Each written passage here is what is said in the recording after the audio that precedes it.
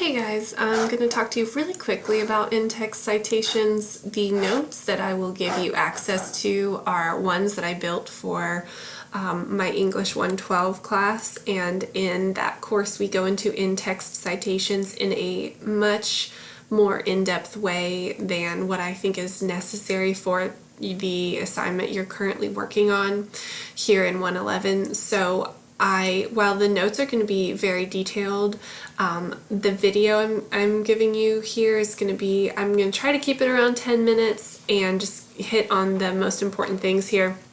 So when we're talking about MLA in-text citations, I'm actually going to scroll to the bottom. What I want you to know is that for you to understand exactly what you need from your in-text citation, you have to have created your works cited page already, or at least built the citation for that in-text citation. In-text citations are used in a paper or in a paragraph or wherever you're required to use them when you are paraphrasing or when you're quoting. So anytime you're bringing in someone else's ideas, you need to have an in-text citation. Now, if you're just summarizing, it's really important that you tell your reader what you're summarizing, but as far as, a specific in-text citation, you have a little bit of wiggle room. One of the key, most important rule that you can remember that will answer any question you have about in-text citations for the most part is that whatever information comes first on the citation is what should be and must be included in the in-text citation. Now, when you have a source with no page numbers written by one author, it's really simple. The in-text citation has to be the author's last name. But when you deviate from the different types of sources, so what if you don't have an author? What if you do have page numbers? What if you have an article title but no author that was published in a magazine? Do you cite the title of the article or do you cite the magazine? To answer those questions, you always want to look at what information comes first. And then if you have a page number, you got to cite that too. So that's the tack on to the end of that. So if I'm looking here, Roger Ebert wrote this book, or this review of a book. So Ebert is what comes first in the citation, and it's what I'm going to need in my in-text citation. John Gowdy wrote this article, published in this scholarly journal. Gowdy is what comes first in the citation, so it's what I need in my in-text citation. There is also a page number, so if I'm quoting, I need to cite the page number. Here it looks like a documentary with no author. The title of the documentary is what comes first in the citation, so that's what I need when I'm writing a paragraph and I need to incorporate it in my in-text citation. Here we have an author's last name. It's a book, so it's going to have page numbers, so I need to make sure that I cite that. Here we have an author, but we see this phrase et al., which means multiple authors. Well, technically more than 3. So that means we need to have all of this included, last name and et al., not first name, in our in-text citation along with a page number. Your textbook begins in-text citations on page 122, and there are all sorts of scenarios or types of sources that you might look at in order to find out, okay, how exactly do I need to cite or use an in-text citation? So please make sure that you're using your little seagull as a reference guide for you throughout the remainder of this assignment. Now let's talk about some basics. So all of your quoted or paraphrased information needs to have a signal phrase and the quote or paraphrase itself. There may or may not be a parenthetical citation depending on what type of source you have and how you choose to format your signal phrase. So here are some examples. You can have signal phrases that don't use any of the in-text citation information. So here are some examples. You can say according to the text or he states. Here, none of this would point me to the right direction of what's going to be on my citation page. So that means that I need to put all of it in parentheses at the end of my quote. So here I would have the author's last name, Because my citation, as you see down here, has et al., that means in my in-text citation in my paper, I need to have that as well, and then a page number. There are also times where maybe you want to split them in half. You want to use the author's name in the lead-in or in the signal phrase, and then you'll put the page number at the end. If you don't have a page number, you can also use the author's name in the signal phrase and not have a parenthetical citation at all.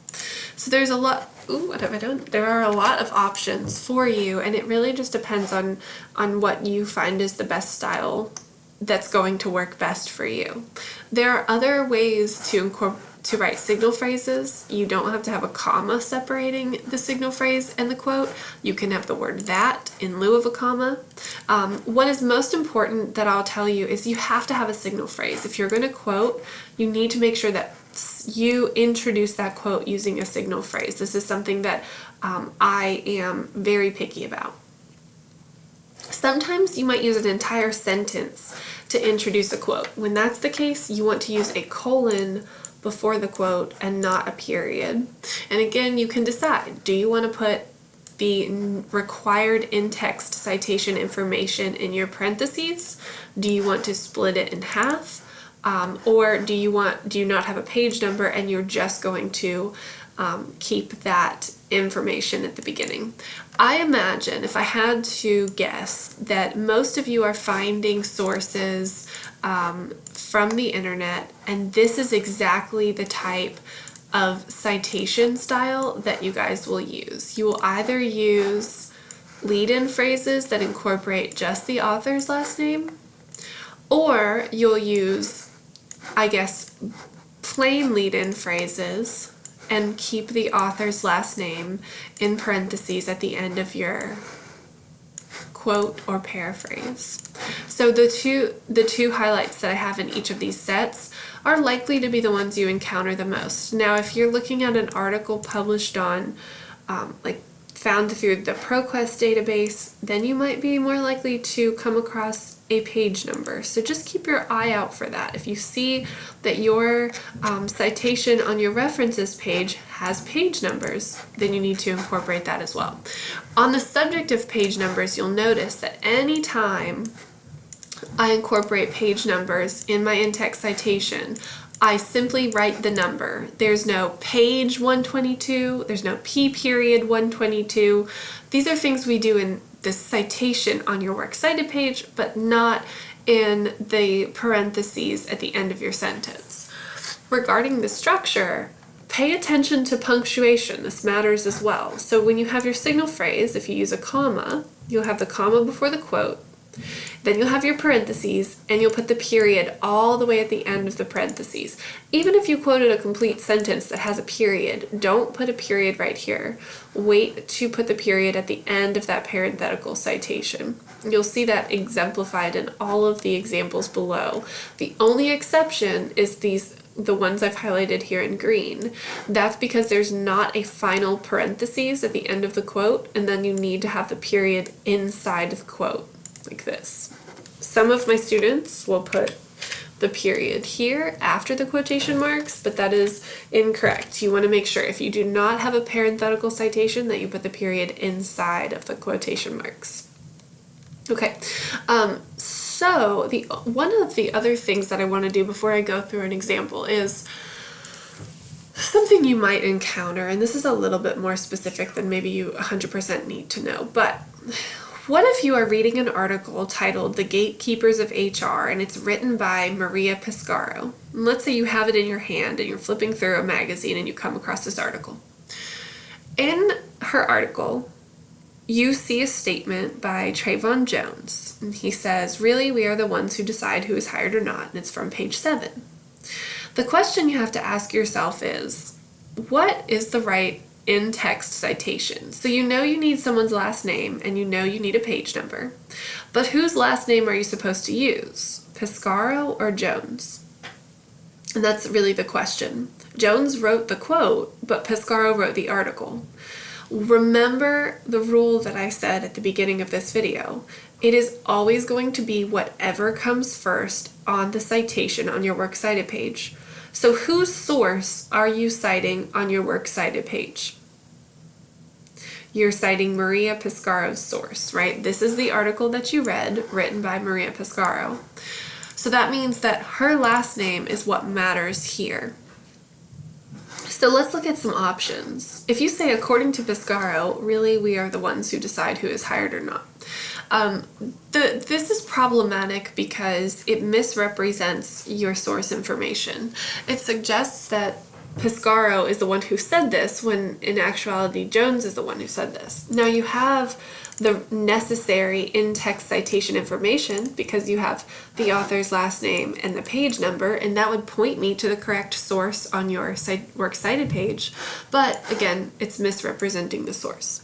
Now, if you say according to Jones, you're correctly representing your source, but if I go down to that works cited page, I'm not going to see Jones as the beginning of any of my citations because I cited an article written by Maria Pescaro. So the best way to handle this is to correctly identify the speaker of the quote in the lead-in phrase or in the signal phrase, and then provide the specific in-text citation for that source in parentheses and use the phrase QTD period in, which stands for quoted in. So that's something that a lot of my students will encounter, if not in English 111, then probably in English 112. Okay, so I have found an article online, and I want to kind of just work with you and show you the basics of an in-text citation using an example article. So remember what I said at the beginning of this video, I think it's really important that before you can write your in-text citations, you have created the works cited citation that you would list out on your works cited page. So here is that citation for this online article that I have found. Now I do apologize if I'm spoiling this for anyone. I will not tell you what happens in this episode of Game of Thrones. However, you shouldn't spend too much time reading. Don't go read this article. Okay, so David Sims, Spencer Kornhaber, and Lenika Cruz all wrote this article. So we have 3 authors. We cannot just put Sims as our author because that would suggest that Spencer and Lenika had no part in the role of writing the article, which would be misleading. So we have to keep that in mind too as we're building this in-text citation. We've got the title of the article, and we've got the website that it came from, the online magazine, the date that it was published, the URL, and then the date that I accessed it. Alright, so we have our works cited citation, and there are no page numbers, so that's something else to keep in mind. There are 2 ways that I could format an in-text citation. I could incorporate it in the signal phrase and say something like, in Sims, Kornhaber, and Cruz's article, I don't know about that one, article, they write, quote, I can do something like that, and there's no page numbers, so I have listed what comes first here, so I'm good to go. Or I could say, the authors write, comma, quote, Sims, Kornhaber, and Cruz, period. Okay, now alternatively, I've incorporated that here.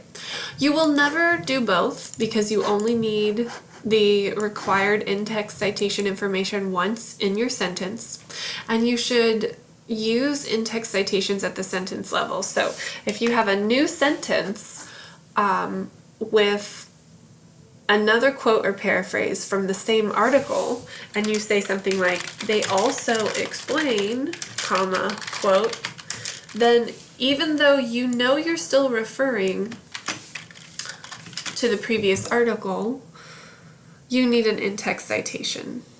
So it should happen, you should assess whether you need an in-text citation at the sentence level. If the sentence includes information from your source, then you need an in-text citation. If the next sentence includes information from the same source, you need an in-text citation. When in doubt, put an in-text citation. Okay, well hopefully that gives you a quick rundown of in-text citations. If at any point you have an article, you're not sure what you're looking at or what required in-text citation information you need, just send me an email, let me know. I'd be happy to help you figure it out and make sure that you have it perfect.